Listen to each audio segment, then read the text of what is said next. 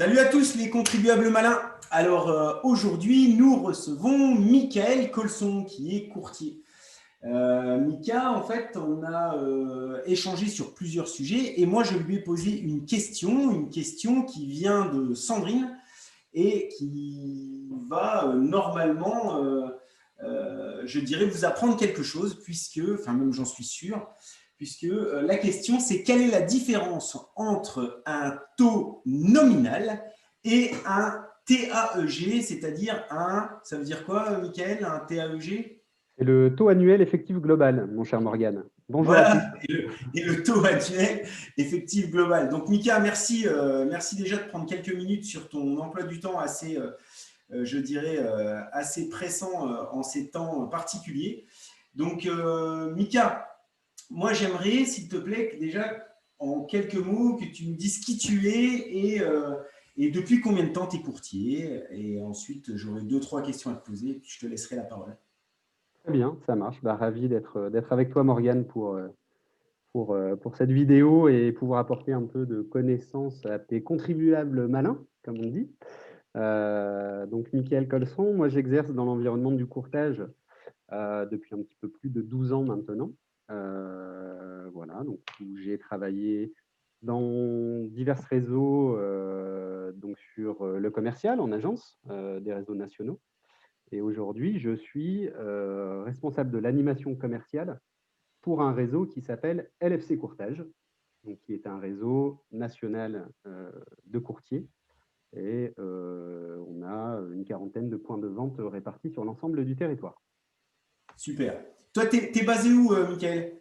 Alors physiquement, je suis basé à Montélimar et le siège administratif de notre réseau est à Marignane. Super. Ok. Impeccable. Donc, plutôt sud-France, quoi. Plutôt sud-est de la France, mais on est présent aussi en Bretagne, dans l'ouest, en région parisienne, dans l'est également, en Rhône-Alpes, voilà, un peu sur toutes les régions. D'accord. Bon, alors, Mika, c'est quoi un courtier pour toi? Alors, un courtier, pour moi, je pense que c'est avant tout avoir des qualités d'écoute et savoir s'adapter à ce que souhaite notre client. Donc, qu'est-ce que j'entends par là? C'est savoir mettre en perspective le souhait actuel de notre client, mais aussi en tenant compte d'éventuellement ses projets futurs, de manière à pouvoir l'orienter sur une solution qui va être parfaitement adaptée à sa situation d'aujourd'hui, mais aussi ce qui peut être sa situation demain.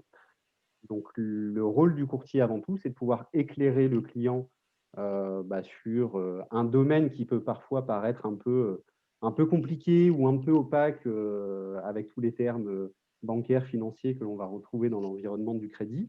Comme un taux nominal et un TAEG, par exemple. Par exemple, on va en parler tout à l'heure exactement, donc c'est pouvoir le guider, l'orienter, mais c'est avant tout l'accompagner sur toute la mise en place de son projet, puisque le rôle du courtier, ce n'est pas de négocier uniquement que le taux, mais ça va être vraiment de travailler sur une solution globale. Et après, c'est la relation avec le client sur l'accompagnement qui va faire la différence.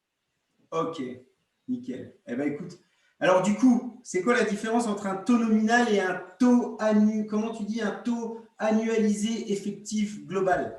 Ah, très bonne question, mon cher Morgane. Alors, le taux nominal, c'est le taux qui va être appliqué à la somme qui va être empruntée.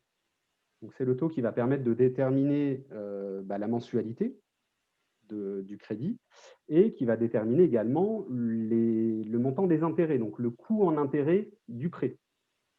Donc, à savoir que ce taux peut être soit un taux fixe ou un taux révisable, même si on en voit beaucoup moins actuellement de par le contexte de taux bas, mais il peut être fixe ou révisable. Et le TAEG, quant à lui, donc le taux annuel effectif global. Alors attends, nickel, juste pour bien comprendre. J'emprunte 200 000 euros à 2%. Ouais, Ça, c'est le taux nominal. C'est là-dessus, en fait, que bien souvent, on entend la baisse des taux, la négociation des taux, etc. etc.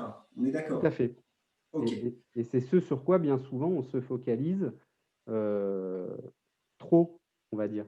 Il n'y a pas que le taux nominal dans un crédit immobilier, mais il y a d'autres aspects qui vont être importants et d'autres frais, d'autres coûts que ce que peut-être les intérêts du crédit. D'accord. Donc, le TAEG, alors lui, c'est le taux qui va permettre réellement de connaître le coût global d'un crédit. Tout simplement parce que ce taux va intégrer tous les frais qui sont liés à l'emprunt. Donc, qu'est-ce que j'entends par les frais liés à l'emprunt? Ça va être l'assurance emprunteur, notamment les frais de garantie, les frais de dossier de la banque, éventuellement les honoraires également de courtage si vous passez par un intermédiaire, et le coût des intérêts, donc le fameux taux nominal. Donc le TAEG donc a été instauré, on va dire, par la directive européenne de 2016. Et aujourd'hui, il est obligatoire d'exprimer le coût d'un crédit en TAEG dans le cadre du crédit immobilier. C'est, on va dire, le coût total du prêt ramené sous forme de taux annuel. Alors, donc tu disais tout à l'heure qu'on se focalise trop sur le taux nominal. Donc, au final, il faut se focaliser sur le TAEG. Il faut plutôt se focaliser sur le TAEG, en effet, puisque le TAEG et la réglementation en ce qui concerne le TAEG, de toute façon, ça a été fait dans le but de donner la possibilité à un emprunteur, à un consommateur, à un particulier, de comparer beaucoup plus facilement deux offres de crédit, en comparant le TAEG pour l'offre numéro 1, le TAEG pour l'offre numéro 2. Et comme on sait que ça englobe l'ensemble des frais, on a le coût réel de chacune de nos offres. Donc, quand on rencontre un courtier, il faut lui dire quoi? Il faut lui dire, écoutez, parce que bien souvent, c'est ce qu'on rencontre, les gens vont voir leur banquier fait une proposition bien souvent en taux nominal. Tout à fait. Donc, il faut demander au banquier quoi? Une proposition avec un TAEG. Alors, de toute façon, sur la proposition, il y aura forcément la communication du TAEG, mais Ouais. ce n'est pas forcément ce que votre conseiller va mettre en avant ou ce que le client va regarder de manière naturelle. Donc, c'est plutôt ce taux-là sur lequel il va falloir être attentif. Donc, quand vous allez de toute façon voir un courtier, de fait, de par les conditions qu'il va être en capacité d'obtenir, les leviers sur lesquels, lui, il va pouvoir négocier, lui, son objectif, c'est justement d'avoir un TAEG qui soit le plus compétitif possible pour le client, puisque ça va être travailler sur l'optimisation du coût de la garantie, travailler également sur le coût de l'assurance et le mettre en adéquation avec le profil du client. Donc, le courtier, de toute façon, lui, son rôle, ça va être d'intégrer tous ces éléments de manière à avoir une proposition qui soit la plus compétitive possible.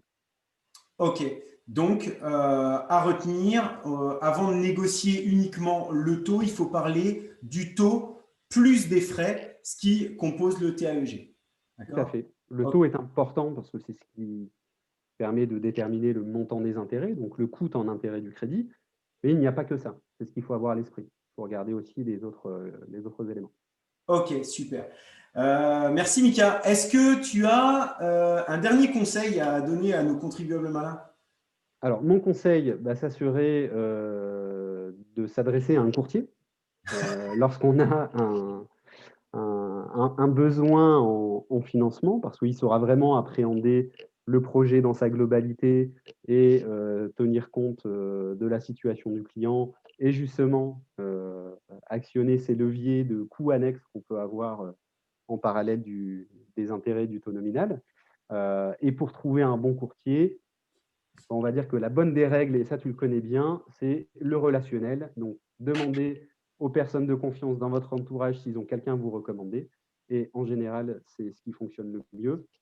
Et si vraiment on n'a personne à vous recommander, à ce moment-là, n'hésitez pas à prendre contact avec Morgane qui vous renverra vers moi. Et puis, on trouvera une solution. Super. Merci Mika. Donc, en gros, si on retient ça. Exactement. Hein? C'est bien différent. Donc, Donc, attention. on a bien cette différence-là. Mickaël, merci pour ce temps. Je te laisse repartir à tes occupations et vers tes négociations de TAEG. Et merci pour les contribuables malins. Merci à Sandrine d'avoir posé cette question très pertinente. J'espère qu'on aura l'occasion de répondre à ces questions-là ensuite en live. Donc, pour les rendez-vous, vous n'hésitez pas, je vous mets un lien dans la description et je vous dis à très bientôt. Merci Mika. Merci Morgane, à bientôt. Au revoir.